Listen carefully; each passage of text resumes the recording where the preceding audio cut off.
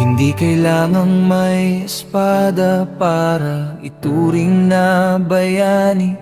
Minsan ang kalasag ay ang pag-asa, at ang sandata ay ang pawis na namumungo sa noo.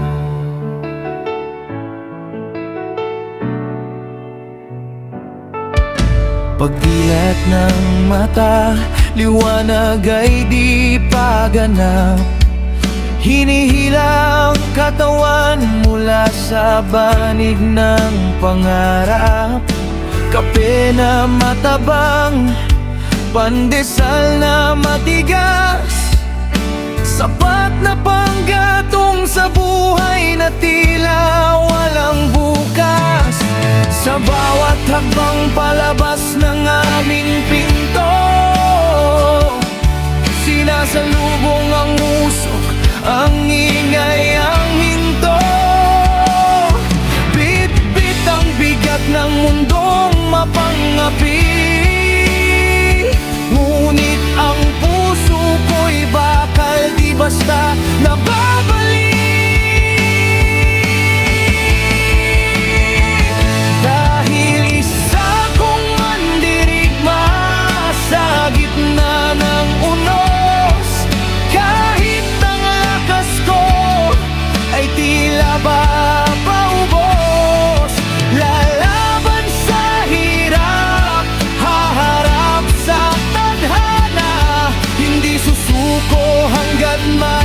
Natitirang hininga, ang sugat ng kahapon, dekorasyon sa balat.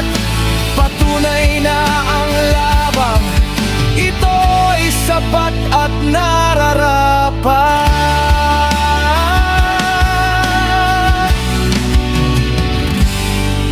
Tingnan mo ang aking palad, puno ng kalyo, saksi sa bawat barya na pinagpaguran ko.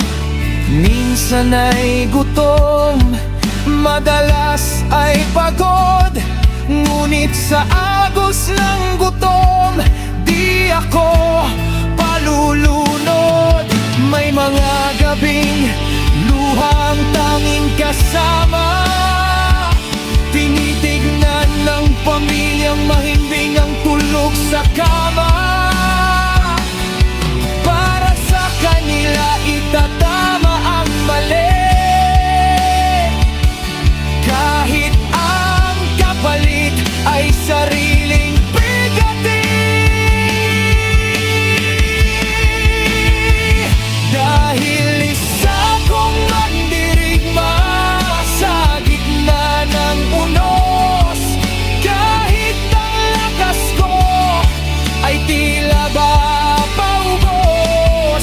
Lalaban sa hirap, haharap sa tadhana, hindi susuko hanggat may natitirang hininga.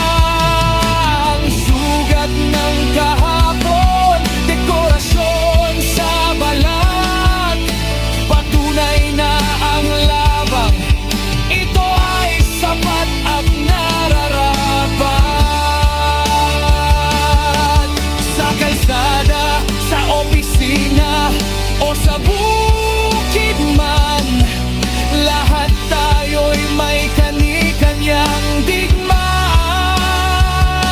Ang tunay na panalo ay di ang yaman o ginto, kundi ang pananatiling tapat hanggang sa dulo.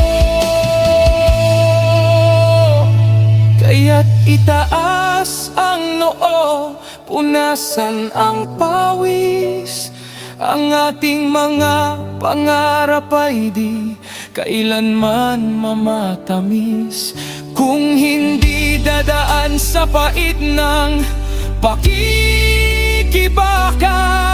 mabuhay ang mga mandirigmang dakila. Dahil isa kong